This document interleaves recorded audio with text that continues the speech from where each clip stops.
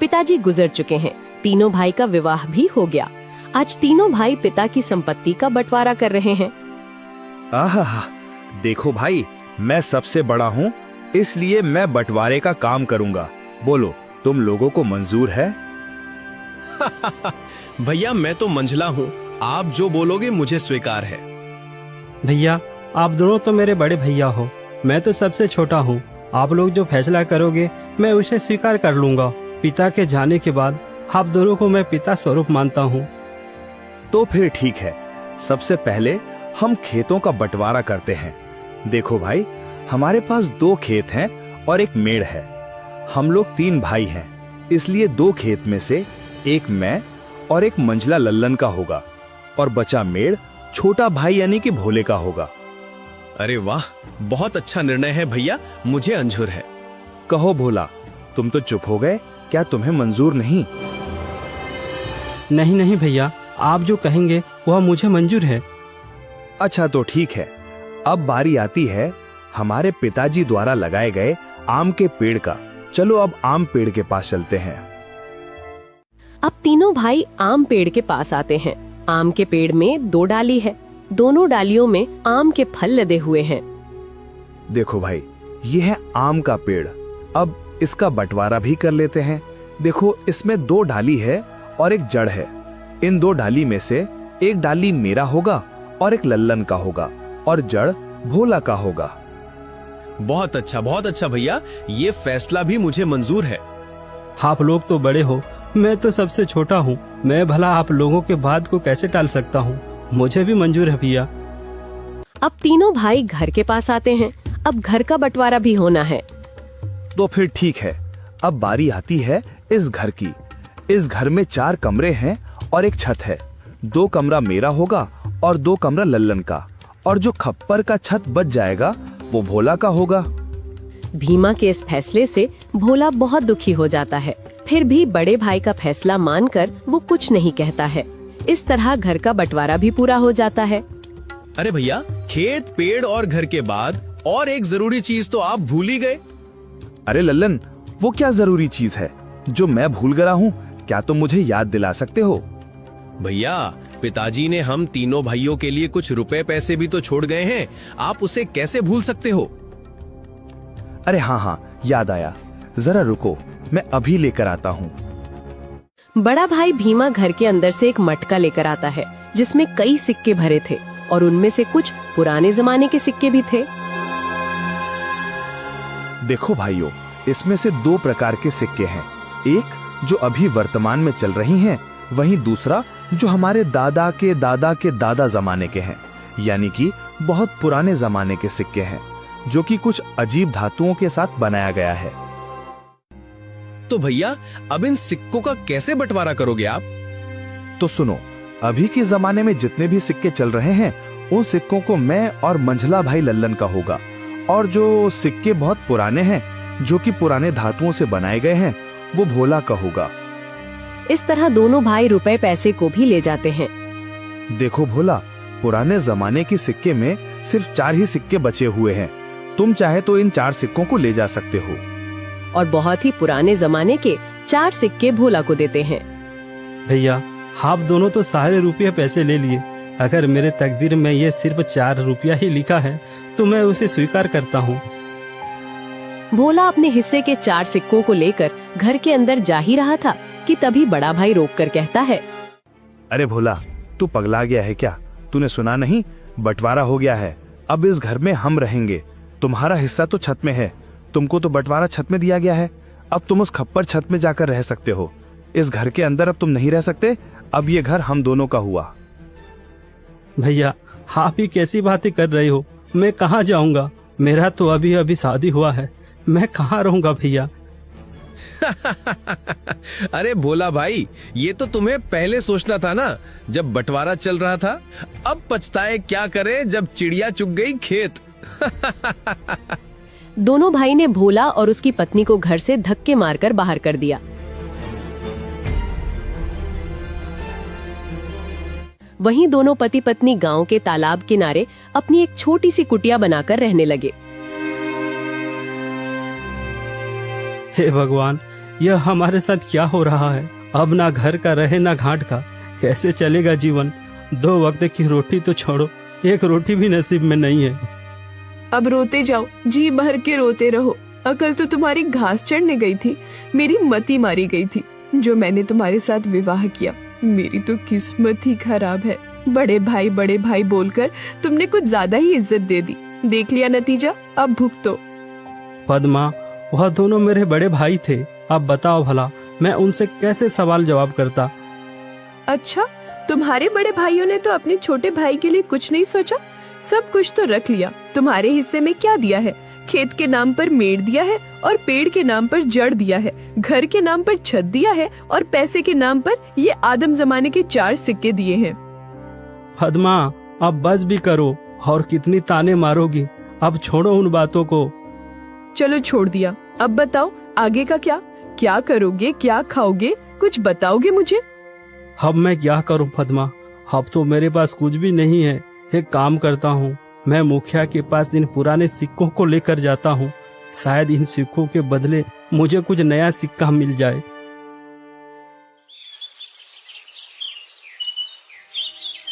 भोला बड़ी उम्मीदें के साथ उन 4 सिक्कों को लेकर मुखिया के पास जाता है।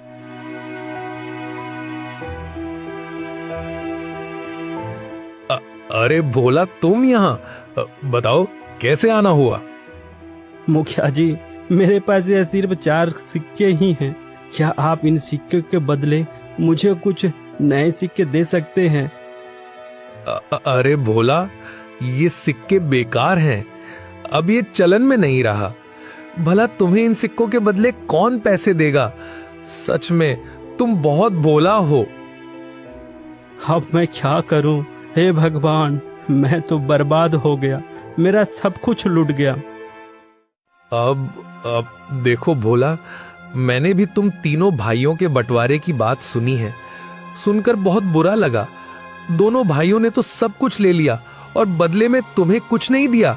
ऊपर से उन निर्दयी भाइयों ने तुम्हें घर से भगा भी दिया। हे भगवान, ऐसा भाई तो दुश्मनों को भी ना मिले। अभी क्या करूं मुखिया जी? लगता है मेरी तकदीर में कुछ नहीं है। मेरा मर जाना ही ठीक है। तुम्हारी दुख मुझे देखा नहीं जाता भोला, पता नहीं क्यों।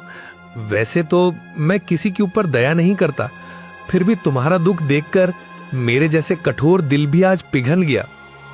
एक काम करो भोला, कल से तुम और तुम्हारी पत्नी मेरे खेतों पर काम करो।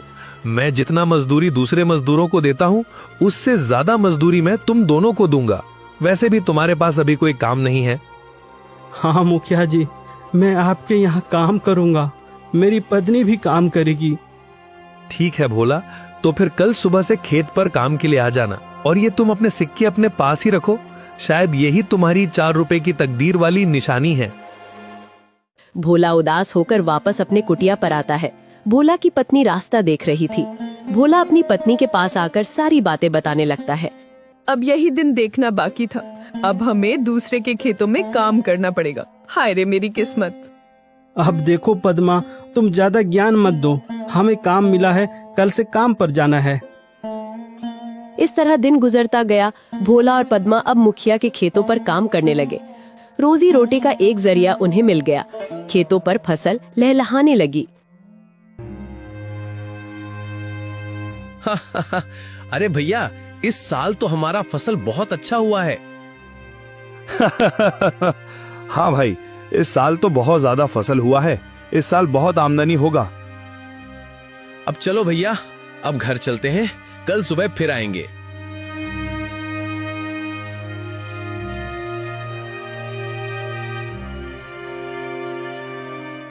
अरे पद्मा, देखो सुबह से दोपहर हो गया है, खाने का वक्त आ गया है। चलो कुछ खा लेते हैं। वैसे आज खाने में क्या है पद्मा? घर में जो भी थी रूखी सूखी सब ले आई हूँ, जाकर ठूसो।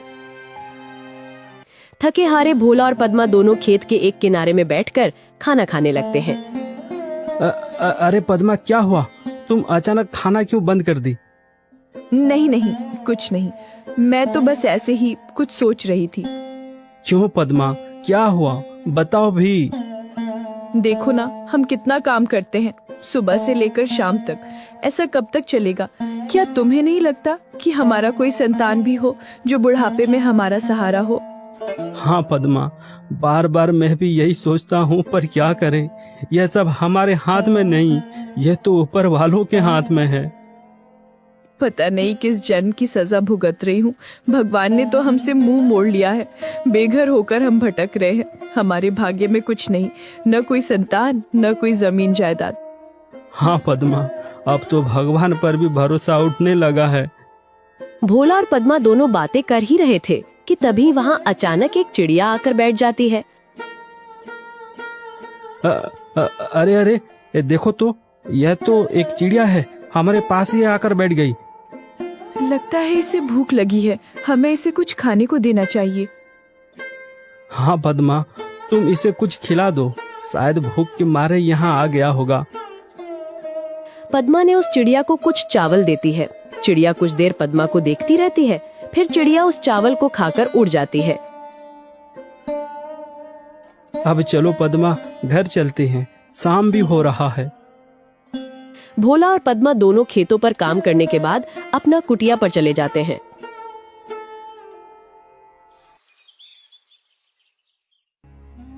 सुनिए भोला जी, ये फावड़ा उठाओ और मेरे साथ चलो। पर कहाँ? तुम फावड़ा लेकर कहाँ जाने की बातें कर रही हो?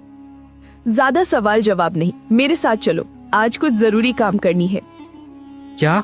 कोई जरूरी काम? वो भी इस वक्त, रात को? हाँ जी, आज हम वो काम करने जा रहे हैं जिसे आपको पहले ही कर लेना चाहिए था। पद्मा के कहने पर भोला फावड़ा उठाता है। दोनों पति पत्नी अपने उस खेत के मेड़ पर आते हैं जो उन्हें बंटवारे पर मिला था। पद्मा, यह तो हमारा मेड़ है, और वहाँ पर जो फसल लगी है, जहाँ पानी भरा हुआ है, वह तो मेरे दोनों बड़े भाइयों का खेत है, और हम जहाँ खड़े हैं यही हमारा मेड़ है। इसलिए तो मैं तुमको यहाँ लेकर आई हूँ बुद्धू। और सुनो, आप इस मेड़ को अभी के अभी तोड़ दो। ये क्या कह रही हो तुम? इससे तो मेरे दोनों भाइयों के पूरे फसल बर्बाद हो जाएगा। बिना मेड़ के भला खेती कैसे हो सकता है पद्मा? ये समस्या तुम्हारे भाइयों का है, तुम्हारा नहीं। हमारा मेड़ हमारी मर्जी, तोड़े या रखे। अरे वाह पद्मा वाह, मुझे पता नहीं था, तुम तो बड़ी होशियार हो, अब मुझे समझ में आ गया। इस तरह पद्मा और भोला ने खेत के सारे मेड़ को तोड़ दिया, जिससे खेतों से पानी बह गया और फसल बर्बाद हो गया। अगली सुबह जब दोनों भाई खेत पर पहुंचते हैं, हे भगवान, ये क्या हो गया? हमारे सभी फसल तो बर्बाद हो गया। कितनी अच्छी फसल लगी थी, सोचा था इस साल सोने के गहने लूंगा, पर सपना सपना ही रह गया। अरे भाई, हम दोनों तो बर्बाद हो गए रे। कितनी अच्छी फसल लगी थी, अब बिना पानी से सब सूख गया। भला अब फसल कैसे होगी? अरे भैया, वो देखो, खेत का मेड़ को किसी ने तोड़ दिया है। जब मेड़ ही नहीं है तो खेत में पानी कहाँ रहेगा, और हम सिंचाई कैसे करेंगे? जरूर ये काम भोला का होगा, जरूर उसने होशियारी की होगी। भीमा और लल्लन दोनों रोते हुए घर को आते हैं। घर आकर अपनी पत्नियों को सारी कहानी बताने लगते हैं। अरे ये क्या हो गया? देखो जी, मेरी बात सुनो। अगर फसल बर्बाद हो गया है तो कोई बात नहीं, हमारा आम का पेड़ तो है। हाँ, तुमने बिल्कुल सही कहा, पर अभी आम पकने को कम से कम 12 से 15 दिन और लगेगा।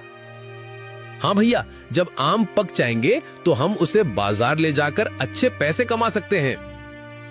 हाँ लल्लन, तुम बिल्कुल ठीक कह रहे हो। अब यही एक रास्ता बचा है, वरना हम सब भूखे मर जाएंगे।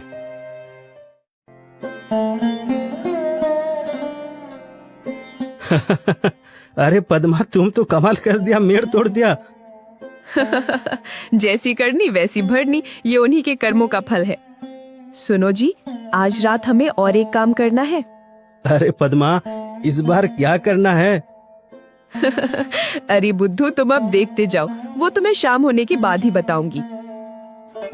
जैसे ही शाम हुआ, पद्मा और भोला दोनों कुल्हाड़ी लेकर उस आम के पेड़ के नीचे पहुंच जाते हैं जो उन्हें बंटवारे पर मिला था।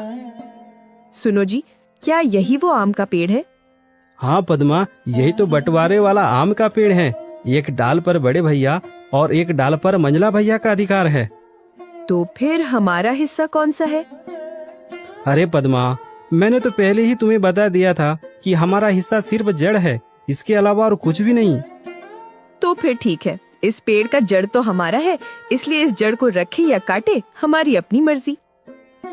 दोनों पति पत्नी आम के पेड़ को काट देते हैं। आम का पेड़ नीचे जमीन पर गिर जाता है। एक जोरदार आवाज होता है। भीमा और लल्लन दौड़कर पेड़ के पास आते हैं। भोला और पद्मा को दोनों भाई पकड़ लेते हैं। अच्छा, तो तू है भोला, तू हमसे बदला ले रहा है। आज तो तेरा खैर नहीं, तुझे तो इसकी सजा जरूर मिलेगी। अरे रुको भैया, हम इन दोनों को राजा के पास ले चलते हैं और इनको कौड़े की मार वाला सजा दिलवाते हैं। हाँ, बिल्कुल